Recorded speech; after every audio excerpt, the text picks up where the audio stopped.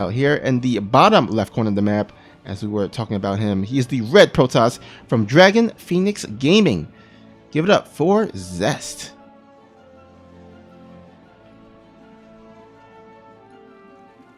And in the upper right, his opponent, his teammate in the blue, the Zerg player, he is Rogue. And Snoopy. What I was going for there, because there are 3 maps that are the archetypical 2 Stargate Void Ray maps, right? You have Death Aura and Romanticide, which are like the top 2, right? There's a question whether Romanticide's better, whether Death Aura is better. Juggernaut, it's not all that far behind. So that's what I was going for, right? Juggernaut is a very good map for the double Stargate build, even with the speed zones. Even with the bases being a little bit further apart. The map being as long as it is with having as much dead airspace. See a lot of players play that just about every game, and ZEST has been playing this style a good bit. So, you may not be willing to make a prediction, but I am always willing to be wrong. Always willing to be wrong. So, I'm going to say that we're going to see a third base go down at 3 minutes and 50-odd seconds. We're going to see a second Stargate go down at 4:10. It's going to be a Stargate opener. Now, I don't know whether ZEST will opt to go for Warp Gate into Stargate or Stargate into Warp Gate. The trap build is, of course, Warp Gate into Stargate, which is even more confusing because the way you normally scout that a Stargate is happening is because there's no Warp Gate on the way by 2 minutes and 30-odd seconds. So we're going to have to see exactly what happens with that. But I am putting my entire credibility on the line here, Snoopy. If I'm wrong, no one will ever take me seriously again. So, yeah, well, if you're wrong, you might have to give up your caster card, you know. Ooh. That's unfortunate. Yeah, it's a heavy price to pay, but it's the life of us casters, you know. We put our lives on the line. It's a dangerous shot. You know what? I'm not wrong yet. I am not wrong yet. There we go. Stargate is on the way here. And we're going to just have to see where we go from here. And more importantly, if this is the build that I'm thinking we're going to see, how does Rogue react? Does he go for a Soul Stroll? Does he go for a Warsaw subway? Does he go for a German taxi? Does he go for any of those builds? Does he go for some sort of Hydroling Bane bust that we sometimes see with Queens, of course? Does he go for something a little bit later? Does he take it to the late game? Now, it feels like Zergs are really struggling in the late game against this style. I've seen Zergs win, but it does not feel like it is the standard thing. It doesn't feel like what happens all the time, so we're just going to have to see exactly how things work on out. Yeah, you know, one of the, I guess, common reactions that I have seen from Zergs, specifically in players like Ragnarok and Solar, is that they go for the I guess the Roach Queen, just move across the map and go for a timing attack before the Void Ray numbers get too crazy, and they just do a crazy strong timing attack with Roach. Maybe some Ravagers as well, and a lot of Queens to tank some of those Void Rays. So I would not be totally surprised to see a Rogue go for that as well. Again, as I mentioned earlier, this map does have the acceleration zones in the middle, making it a bit easier for those Queens to come across the map, and those Roaches as well, and the reinforcement. So we shall keep an eye and out for that if ZEST does go for the double Void Ray build. Yep, well, we're getting pretty close there. As, of course, we did have the 350 third base, but maybe Rogue's... No, Rogue is almost going to get a cancel here, but of course, with the Void Ray and the Oracle, it will barely stay alive. So, we have the 353rd. We have the Stargate first. There's the second Stargate. All right, I was off by 10 seconds. My caster card, it has been revoked. I'm going to live in shame and ignominy for the rest of my days. Or maybe you were right and ZEST was late. It was his fault. Maybe. Well, I was predicting what ZEST would do, so, okay. You know. Oh no! That Oracle does go down. Oh, yeah, man. a little bit of a subpar Oracle control there. Dodging back and forth, not really sure what he wants to do. And, well, you know, Snoopy, it looks like we do have the standard follow-up. I've seen some players start to mess around with things off of this 2 Stargate build. I've seen, like, quick Colossus. I've seen some other stuff, but now it's just going, and I've seen players just go straight into third Stargate into carriers behind it, but it looks like ZEST is going to fully lean into a variant of the trap build. We do have a Forge on the way. We have a Twilight Council on the way. We're going to see a bunch of gates go down. We're going to see Charge get on up here. +1. Templar Archives for Storm and a bunch of Archons. And we go from there. TY Fanboy, Sue is the second place lord of StarCraft 2. Yellow, of course, StarCraft 1, but actually, hold on, I thought, wait, this is a rather quick soul stroll, actually, as roaches are now being made on the way, but this is a bit scary right now because, look, we only have 2 Void Rays on the map. We're going to get 2 more rather soon, going up to 4, and Charge is not done. Charge is barely even started, so it feels like Rogue may actually have his timing here with how quickly that this is hitting. Now, of course, with shield batteries, with Void Rays, they are powerful, powerful fruit indeed, but we're going to have to see exactly how Rogue can break through here and how Zest is able to hold. Now, I don't even hate Zest's position here, even if he loses his third base. It kind of feels like with these really early Roach Ravager Queen timings, you kind of are expected to lose the third base, because I mean, look at this Rogue, his layer's only halfway done, so that's where we're looking at here. Now, we do have cannons, and we do have shield batteries finally complete, more and more on the way, of course. But these Void Rays, well, there are only 4 of them, or excuse me, there are only 6 of them. We're going to go up to 8, of course, and that does mean that the Rogue or Zest is putting his entire hold in the basket of Void Rays. And now with the shield battery overcharge going on down, 1 Void Ray will go down immediately.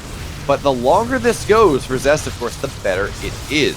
The more Void Rays he will have out, the closer he will be to +1 to charge to all of these fun things. And actually, 1 Queen, no, will not go down to all of these cannons. And I do like this from Rogue, of course. He is not targeting down the third base. He says, I don't care about that.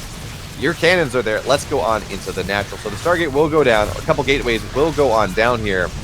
But we are rapidly getting up to a massive Void Ray count. Now up to 7, going up to 9 very soon.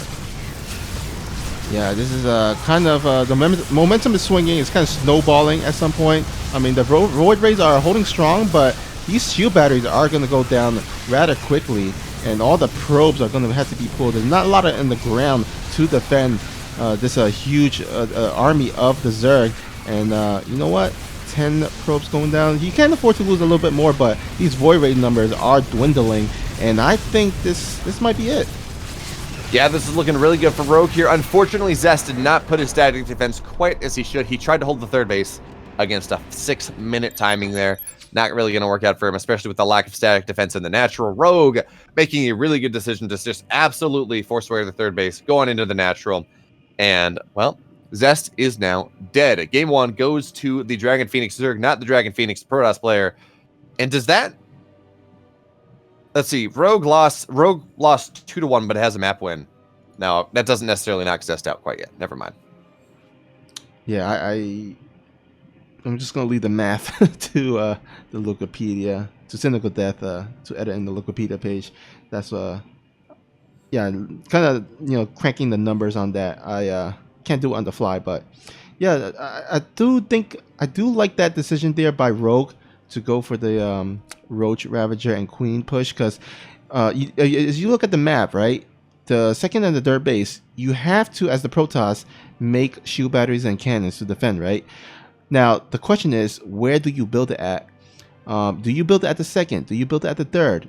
He did go for the third, right? He built a lot of shield batteries and cannons at the third. So Rogue can just go ahead and switch over to the natural, where there was only 1 shield battery to defend. Now, granted, that shield battery did last quite a long time and did heal a lot, but that's only 1 shield battery against that huge army of Rogue, and it just wasn't enough.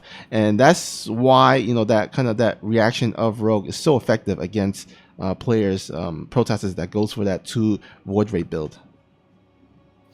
Absolutely. Now, it's kind of funny because this is one of the rare times we do see that Queen Walk working at this point. It feels like at this point, Protoss players have really figured out how to deal with this, and in part, that's why this double Stargate build is so powerful. It stops a lot of these all-ins. Now, it's very execution-based. Rogue made a fantastic decision. Zest, he committed a little bit too hard to the defense of his third base. But again, it doesn't really seem like you see these Queen Walk builds work all that often. But Rogue, he's going to absolutely take it, as Pillars of Gold is our next map. Game 2, it's loaded on in. All right, spawning here at the bottom left. Rocking the sexy red on his buildings and probes. From Dragon Phoenix Gaming and hailing from Korea, put your hands together for Zest.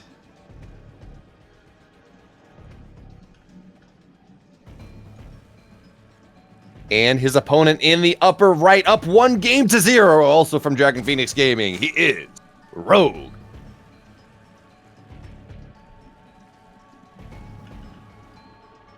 All right, once again, ZEST sending out that early probe to block the hatchery seems to be the thing of today's meta. A lot of Protoss is sending those probe early on to block those hatcheries, at least at the natural, of course. Yep. Unfortunately, Marius, I am not running the stream today, or any Alpha X streams in the next week, as I am actually not at my workstation right now. I'm not at my streaming station right now. I'm actually visiting my girlfriend in Texas, because it's spring break and I can write white papers from anywhere. But anyway, so I don't have all of my assets and I don't have a powerful enough computer to run the stream. So Snoopy is running the stream today, and he does not have that set up. So no dope guitar riffs. Unfortunately, we'll be back into that next this coming Sunday, this coming Monday, with the different stuff that I do. But still, of course, Snoopy, fantastic streamer, does a great job of things, and I'm very happy to be here with him today. Happy to have you. Definitely happy to have you here with us as well. Makes my life easier for sure. Absolutely, it means when we get up as early as we do now. This is not all that early. Are you on East Coast time, Snoopy? I forget. Yep. I am East Coast. Okay. Yeah. I'm on Central right now, so it's a little bit earlier for me. It's a 5:30 wake up, not a 6:30 wake up. But on these early mornings, it's nice to have a co-caster with you, so you can stay awake, so you're not and that's totally fair, right? Because or I should say, to be totally fair, I don't care how exciting the games are. If I'm getting up at 4:30 in the morning, like I was doing for the Code A broadcast, at a certain point, doesn't matter how exciting the games are, you're tired, and it's just hard to get that energy up. But if you have a co-caster, it makes life a little bit easier. You have someone to riff off of. You have someone to make fun of you, and you just stay awake a little bit easier. Yeah, I mean, without a co-caster, you're not going to have people pointing out that, unfortunately, you don't have breakfast made by your girlfriend. It's such an unfortunate thing. And again, we've been over this, Snoopy. Survive off of the pure passion that is StarCraft. Oh yeah, for sure. I mean, this game, of course, has been going on for 10 plus years. We just had our current recent IEM Katowice that did absolutely amazing in terms of the numbers. I think it reached like 90,000 or something viewers, spread out throughout different streams and channels. So I would say, despite being 10 years old, StarCraft hanging on and doing pretty well, considering the fact. Yeah, of course, I gotta say, I miss the days when, it was StarCraft that drove all viewership on Twitch. When we were regularly getting, over 100,000 viewers on the English channel for minor tournaments, et cetera, et cetera. But you know what? There's competition now. It's never really going to be like that again. And I'm just happy that we continue to have a scene. Now, I wish Blizzard would support the game a little bit more. I know they're on, oh, look at this. We have a stats build coming on in. So, I don't know if it's actually called the stats build. It's what I call it. And it's pretty cool. So we see a lot of players go for the Devil Stargate build or any sort of Stargate opener, and Zergs will read this and they'll say, "Wow, the Protoss player has opened up with Stargate. That means they're going to be greedy as hell. That means I'm just drone. I'm not going to build a lot of safety stuff. I'm just going to get on up to 66, get up to 72, 74, 76 workers as fast as possible." And then, well, that is the point of this build that ZEST is now going for. Stats was, of course, the first player I saw do this, where you open Stargate and you get a well-timed third base, but instead of going into the second Stargate or any tech like that, you get 3 additional gateways, you drop a Twilight Council, you get glaives, and you run across the map with about 10 adepts at somewhere before 6 minutes, and the Zerg is just woefully underprepared. Oh man, look at that. ZEST doing such a great job hiding his adept, not trying to give this away too much, as he does want it to be a surprise attack here. Unfortunately though, Rogue already, I feel like he's read this quite well, as he's making a lot of roaches in preparation for this. It's possibly because he doesn't see quite the large amount of number of Void Rays. And yeah, it looks like with this links. Oh, actually, never mind. He was going for a big attack himself. Yeah, I was gonna say, this is not a read. This is not a good read from Rogue necessarily. This is Rogue saying, You're going for you're going for double Stargate Void Ray. Let me walk queens again, and that is one of the downsides of this build. It can be really good, but also if your opponent's going to cut it 45 workers, barely get a layer, walk queens across the map, because it's going to be a bunch of Stargate play. Yeah, that's just not going to work, right? Because roaches and queens are pretty objectively terrible against the army that that Rogue has, or that ZEST has been able to build for himself. Now, it actually is fairly nice that the Adepts will shade on the backside and start assassinating a decent amount of these queens, because the bulk of the army is not quite there. And the queens, well, they have to fight the Adepts. Some of them will go down, but of course now with the queens here, one Oracle will go on down here. Void Ray is the last defensive thing. And just more and more Ravagers, more and more Zerglings, more and more Roaches are on the way. If the Zerglings can get us around and get those Vials where they need to be, that is absolutely going to be the play here, but we're going to have to see whether that is possible, as now the Queens there targeting down the Void Ray. Void Ray just about going down here. Adepts, of course, they're zoned out on the right-hand side. That means this third base will most likely go on down here. The Void Ray, though, it's actually doing a lot of damage. The Queens really cannot get on top of things. The Adepts are fighting just the Queens, not the Ravagers, and it feels like ZEST, yeah, he's not in a good position to make this hold, and the Biles are going to drop. There we go. That's the strong we were looking for. GG Rogue. He's going to 2-0 this game.